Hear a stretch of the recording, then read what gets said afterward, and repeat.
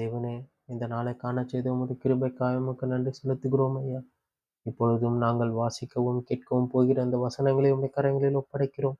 இந்த வசனங்களின் மூலியமாய் நீர் எப்படி எங்களோடு பேச விரும்புகிறீரோ நீர் பேசும். உம்முடைய வசனங்கள் எங்கள் இருதயத்தை புடமிட்டு உமக்கென்று எங்களை அர்ப்பணிக்க நீர் கிருபையை தந்து காத்துக்கொள்ளும்படியா என் மீட்பும் இரட்சகருமாகிய இயேசுவின் நாமத்தில் ஜெபிக்கிறேன் பிதாவே. ஆமென், ஆமென். நீதிமொழிகள் 19ஆம் அதிகாரம். மாறுபாடான உதடுகள் உள்ள மூடனை பார்க்கிலும் உத்தமனாய் நடக்கிற தரித்திரனே வாசி. ஆத்துமா அறிவில்லாமல் இருப்பது நல்லதல்ல. கால் துரிதமானவன் தப்பி நடக்கிறான். மனுஷனுடைய மதியினம் அவன் வழியை தாறுமாறாக்கும்.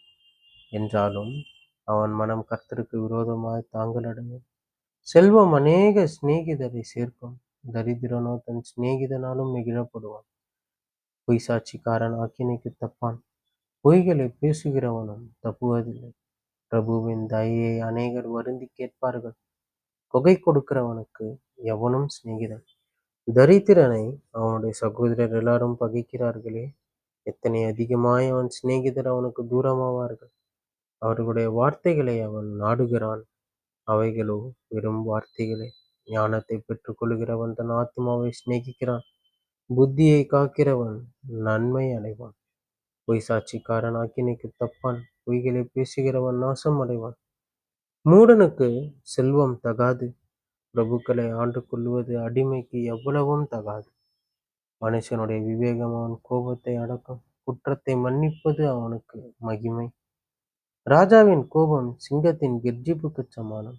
அவனுடைய தயை புல்லின் மேல் பெய்யும் பனி போல் இருக்கும். மூடனாகிய மகன் தன் தகப்பனுக்கு மிகுந்த துக்கம். மனைவியின் சண்டைகள் ஓயாத ஒழுக்கம். வீடும் ஆஸ்தியும் பிதாக்கள் வைக்கும் சுதந்திரம். புத்தியுள்ள மனைவியோ கர்த்தர் அருளும் ஈவு. சோம்பல் தூங்கி விழ பண்ணும். வசதியானவன் பட்டினியா இருப்பான். கட்டளையை காத்து கொள்ளுகிறவன் தன் ஆத்மாவை காக்கிறான். தன் வழிகளை அவமதிக்கிறவன் சாவான். ஏழைக்கு இறங்குகிறவன் கர்த்தருக்கு கடன் கொடுக்கிறான். அவன் கொடுத்ததை அவர் திரும்ப கொடுப்பார். நம்பிக்கையாய் இருக்கும் மட்டும் உன் மகனை சிச்சை செய். ஆனாலும் அவனை கொல்ல உன் ஆத்மாவை எழும்ப ஒட்டாது. கடுங்கோபி ஆக்கினைக்குள்ளாவான். நீ அவனை தப்புவித்தால் திரும்பவும் தப்பிவிக்க வேண்டியதாய் வரும்.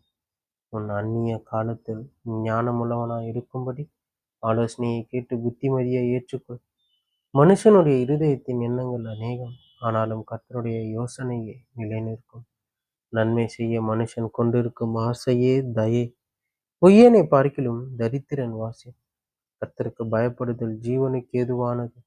அதை அடைந்தவன் திருப்தி அடைந்து நிலைத்திருப்பான். தீமை அவனை அணுகாது. சோம்பேறி தன் கையை களத்திலே வைத்து அதை திரும்ப தன் வாயண்டைக்கு எடுக்காமல் இருக்கிறான். பரியாசக்காரனை அடி, அப்பொழுது பேதை எச்சரிக்கப்படுவான். புத்திமானை கடிந்து கொள், அவன் அறிவுள்ளவன் ஆவான். தன் தகப்பனை கொள்ளையடித்து தன் தாயை துரத்தி விடுகிறவன் லச்சையும் அவமானத்தையும் உண்டாக்குகிற மகன். என் மகனே, அறிவை தரும் வார்த்தைகளை விட்டு விலகச் செய்யும் போதகங்களை நீ கேளாது. வேலியாளின் சாட்சியக்காரன் நியாயத்தை நிந்திக்கிறான். துன்மார்க்கருடைய வாய் அக்கிரமத்தை விழுங்கும். பரியாசக்காரருக்கு தண்டனைகளும் மூடருடைய முதுகுக்கு அடிகளும் ஆயத்தமாயிருக்கிறது என்பதே. ஆமேன், ஆமேன். இப்பொழுது வாசித்த கேட்ட இந்த வசனங்களுக்காக உமக்கு நன்றி செலுத்துகிறோம். ஒவ்வொரு நாளும் உமது வசனங்களை கேட்கவும் அதன்படி நடக்கவும் இன்னும் அந்த கிட்டி சேரவும் எங்களுக்கு நீர் கிருபையை தந்து நீர் நடத்தும் ஐயா. நீர் எங்களோடு இரு. நாள் முழுவதும் உடைய கிருபை எங்களை தாங்கி கொண்டு நாங்கள் உம்மை பற்றி கொண்டு எப்பொழுதும் உம்முடைய சமூகத்தில் தரித்திருக்கிறவர்களாய் மாற்றி எங்களை நீர் நடத்தும். நீர் ஆசீர்வதித்து காத்து பாதுகாத்து கொண்டு இயேசுவின் நாமத்தில் ஜெபிக்கிறேன் பிதாவே. ஆமீன், ஆமீன்.